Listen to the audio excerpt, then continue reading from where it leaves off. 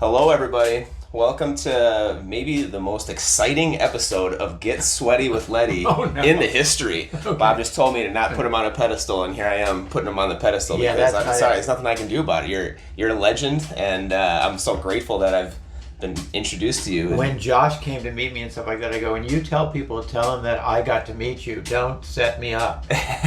Right? Because if you set a person up, then Americans in particular will just want to knock you down. Understandable. So I want to be put just equal to other people that way always, because I'm into intelligence and genius and stuff like that, right? And so if you're into that, you're into everybody else's intelligence, and that's how you get intelligent. Mm-hmm. Not by throwing your own out there, right? Right. Yeah. Who wants to be in a room where you're the most talented person? I mean, if you're talented physically, you want to be people that challenge you. And the same thing in everything else, health and everything else, right? Yeah, absolutely. So you can see how good Josh looks because we put him together yesterday, and you can see I didn't get put together yesterday. So then I don't have the same stuff. He looks much better, see? What can I say? Okay, right. You're like, thanks, Bob. Yeah. Thanks, guy. Well, it takes someone like you who's experienced all this type of pain that is able to put me back together again. Oh, I didn't even know I was going to come up with a rhyme right there. Yeah, it's really important, actually. In other words, in order to, when somebody's been involved with the kind of physical extreme distresses you've been under, it's like a broken vase, and you're putting that thing back together. Only unlike a vase, a person can regenerate. But each piece, you go after these different pieces and put them together, right? Yeah, and I feel the regeneration. You've mentioned something when we started stretching yesterday that you haven't come across anybody with more aches and pains than me. Yeah, what happened for me was that after my accident and stuff, like if I went to somebody's house for dinner, I couldn't sit in a chair. I'd have to be on the floor. That was the only place I was really comfortable, because I would be stretching all the time on the floor. But the extreme nature of the variety of things that happen to your body, both biomechanically and physiologically, were beyond things that happened to me. I had other kinds of things happen to me that didn't happen to you. And so we just kept interfacing with you. Yesterday, Eric and Josh, Eric runs the studio in Boston, and Josh works in Santa Barbara and also travels with us. And so when the three of us were working with you, and Richard was helping us also, and so when we did that, we're like going after, where do you have the dense fascia and scar tissue in your body? And it looks like from the outside that when we're moving you, that we're creating huge forces to be put into your body. That's not true, actually. What's happening is that the moment you make a movement on a person, the muscle groups that are stretching start contracting naturally. And when they do that, that fascial material has huge resistive forces compared to the strength of the muscle. And so, though it looks like we're putting force into your body, you're the one that's creating the force, and we're just feeling where the resistive path is. So we're making the movement. From the outside, it looks like we're creating the force, but no, you're creating the force. And we're just deciding by the feel of your body and by your input what directions to go into. So it's very different in a feeling than it looks like from the outside.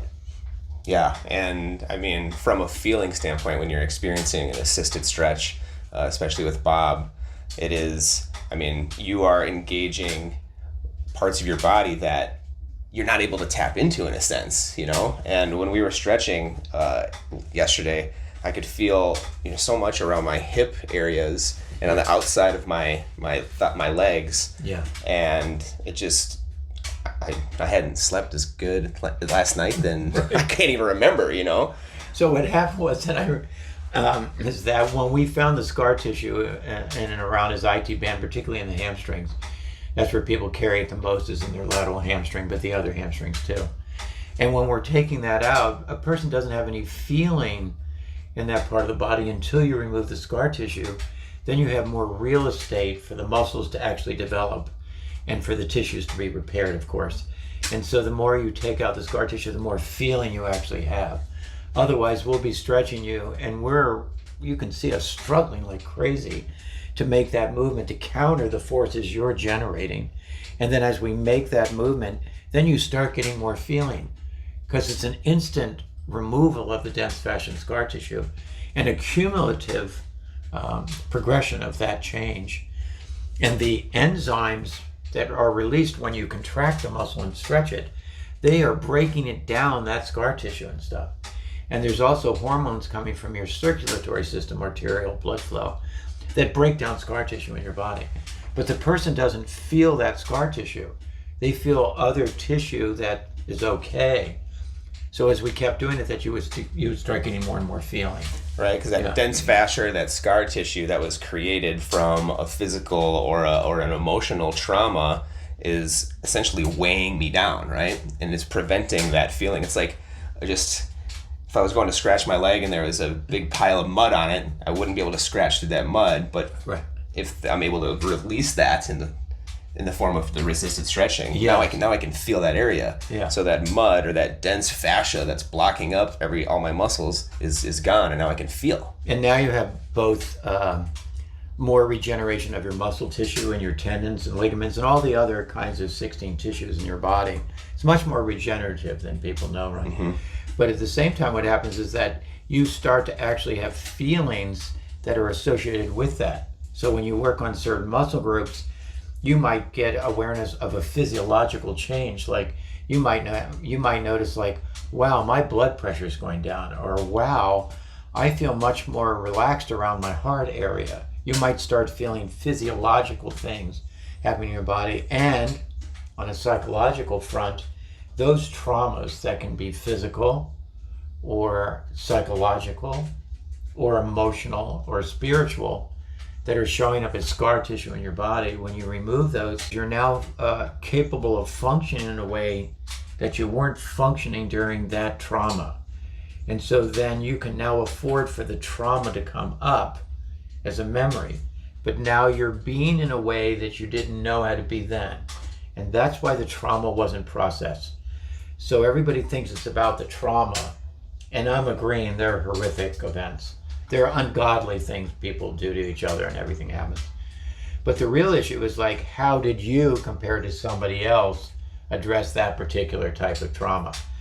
And when you do, and you can't handle it, then it's stuck in your body.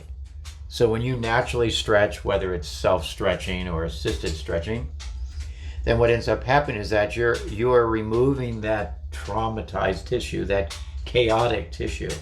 The fascial material becomes chaotic instead of very tensegrative and suspension. And so then what happens is that you end up you experience being in a way you couldn't be then. And that affords you, psychologically, you're protected from it before that, to not have the memory in some ways, or some aspects of the memory. And instead the memory starts coming up. And when the memory comes up, actually, you're now being at that moment the way you couldn't be then. And that way you're now being invades that past event. And it's as if you're being that way now, then, the way you are now. And it actually gets you to process that trauma situation, so that if you had been that way then as you are now, you wouldn't have kept that trauma in your body. And so now you're erasing those past traumas so you can change the past. It's a very real phenomenon. Yeah, and that's kind of a great explanation of how I've been able to operate at such a high level over the past few months. I've said it a few times in some of my episodes that I'm just operating on a different wavelength, and I truly, believe and feel and am experiencing firsthand. Giving credit for how that happened for you, right? Yeah. Yeah. It's like my body was in a traffic jam, like a bottleneck. Yes. And now the bottleneck has been removed, and everything can just function better. I think it's a newer phenomena in consciousness, and America's ahead of the rest of the world on this one, is that your body is the foundation for your development psychologically, and your emotional maturity, and your spiritual value, or your spiritual growth. So if you want those other three parts to develop, you can be educated about them, but you gotta deal with that part of the body that's associated with that. So for example, if somebody wanted to be more, the Jewish population, for example, is known for being more devoted in some ways. They know how to do that in their culture, right? And so if you stretch out the muscle groups that are associated with that devotion, you start developing that aspect of your spirituality, which is a fabulous thing to do, because these different spiritual traditions are coming out of the person's body, right? And are a source for that, even though the source is coming from otherwise. And so by you developing different parts of a person, some people can become better spellers. Some people are better now at chemistry, and they could never be good at chemistry before. And some people can get good at singing they could never sing before. And they've wanted to, but they tried and they didn't have access because that part of the body wasn't developed. Wow. So it's like you get to really help the person become their wishes that they've always wished for, right? And I look like a genie, so I like satisfying people, right? That's good. I look like a genie out of a bottle, right? Yeah, I can see it. Yeah, okay. Yeah. So I like satisfying, trying to help people actualize what they wish for. Right. You know? Yeah. And, I don't know if everybody's familiar, but when you referred to your accident, do you want to share a little bit about your accidents and then what that led to and how you're able to share this incredible What discoveries modality? came out of that, right? Yeah. Well, of course, I had traumas in childhood that predated my automobile accident. The automobile accident was, my friend and I were walking across the street at nighttime, and we were hit by a car traveling 70 miles an hour as pedestrians. And Terrible. so my friend didn't survive that, and then it created huge biomechanical problems with me, and also a very big spiritual problem where I was disconnected from my life. Because I was running a movement and dance company at the time, a kinesiological research, and I couldn't do that anymore. And so it threw me out of my life completely, and that was my life dream, to be doing that. And so I walked, I was like only 28 years old, but I walked like a little 85-year-old, with these little teeny steps and everything. Yeah. And everything was very twisted in my body from pulling muscles and stuff, and I created some damage to my bone structures and stuff. But I didn't damage any of the joint structures, which was unbelievable. So then, in order to try to repair myself, I had already studied 4 years at the Harvard Medical Library. Myself, I'm an autodidact. I like to self-study. Mm-hmm. Not that I don't like to teach other people, because I taught people math at Williams College and at University of Massachusetts. But when I teach somebody math, I teach it based on how they're learning it and not how I learned it. And so a lot of people don't teach that way. They teach the way they learned. That doesn't work, really. And so oftentimes, if I'm going to learn something, I could go to somebody and they could be good at teaching me, but if they're not, then I'll become an autodidact and teach myself. So because I already spent 4 years at the Harvard Medical Library, I knew rehab didn't really work. I'm happy for everybody and what they're getting for results, but they're not getting better than they were before the accident. And that would be true healing, not just getting over the problem. But if you're really healed, you're better than you were before that happened. That's the only way, because you suffered for so long. So the only, God-given grace that would happen is that you'd be better than before that event happened, right? Mm-hmm. And so that's what happened. So I figured those kinds of things out. And in the process, it was a very fast kind of series of events. After spending 12 years running a lot of miles every day, and swimming twice a day, I realized that aerobic was fabulous, and it makes you very horny. It makes you very kind of sexy in a certain way, and it's appealing, but it doesn't affect your body biomechanically, really. And so I had to just make a discovery, and that's when I discovered that muscle have to contract when you stretch, and then you're literally changing the length of your muscles and repairing tissue, and then your bones get returned instead of being held in a traumatized, compromised position, unnatural position, actually. It actually they start to be released to be more in a biomechanical, natural position. And then you start upgrading your way that you're moving.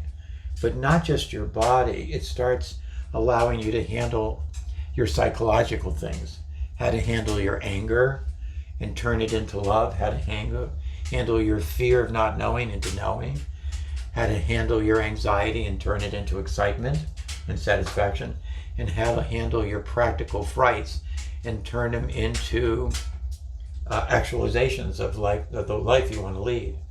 And so very specific muscle groups I found out are associated with developing those different aspects. So if you came to us, besides helping you, your body heals, we just help you, right?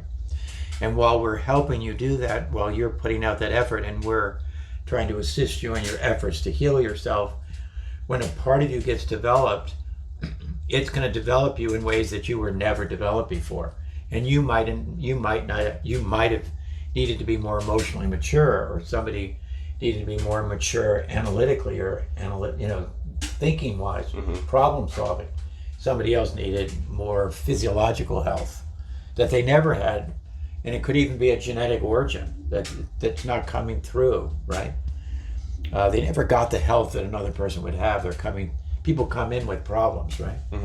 Or they need life changes and they need to make better choices. And when you change certain muscle groups, they actually realize that they can be open to creating changes in their life that otherwise they kept trying to make that never kept working, and they didn't realize they needed to open themselves and find another way to go get that thing to happen.